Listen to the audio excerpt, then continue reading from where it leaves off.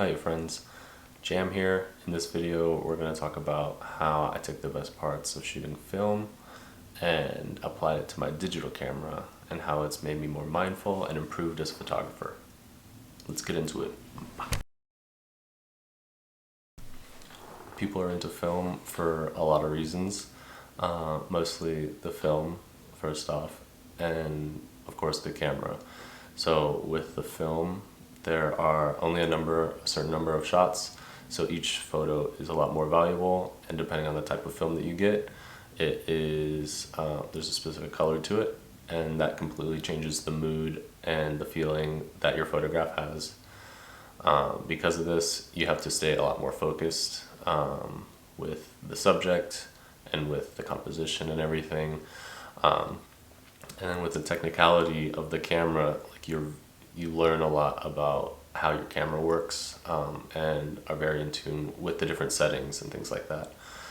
For me, that's the part I enjoy the most, is being very present with the camera and with the subject and focusing on my story. I'm not worried about searching through photos or anything like that. I'm talking to my person, framing them up, telling them how to feel. For me, that's the part I enjoy the most about film photography. It's about being present and staying focused. I'm worried less about swiping through the photos that I just took of someone or something, and more focused on the story or the person and how I'm going to direct them next. I've shot film for a lot of years and enjoyed a lot of those photos quite a bit more than what I've shot. But shooting film can be pretty expensive, and you can miss a lot of shots if you're working with older cameras. So how do you get that same effect? Let me show you. This is my digital camera.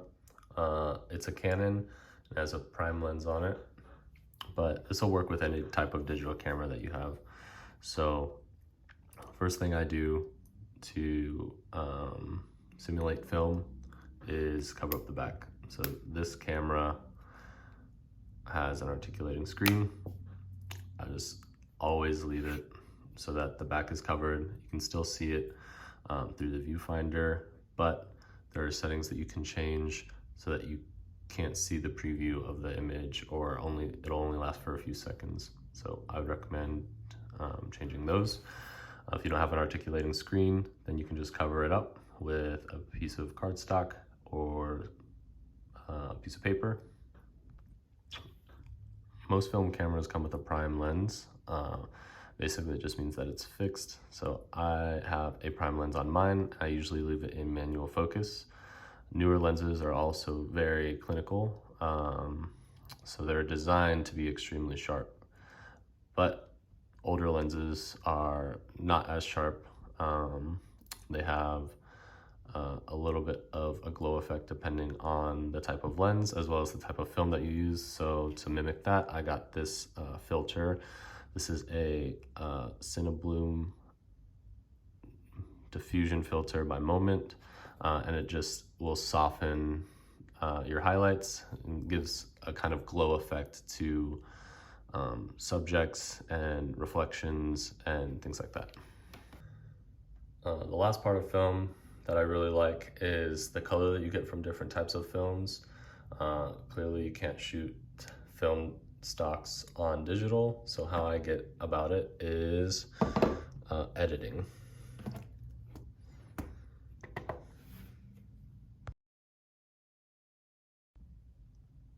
I used to edit my photos in an app called Visco, but now I use Lightroom. You can really use any app that works best for you.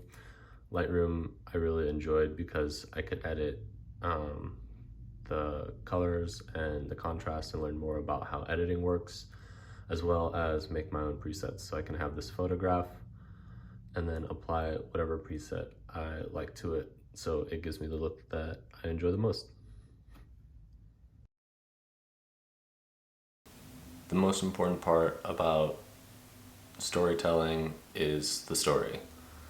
The camera and the gear that you use is always second to that. So don't try to focus too much on the type of camera you're using or the setup, or whether it's on film or digital, story is always the most important thing. If you have a digital camera, try some of these things out. See if they can help you be more present and in the moment, focus more on your subject or the story you're trying to tell. Later.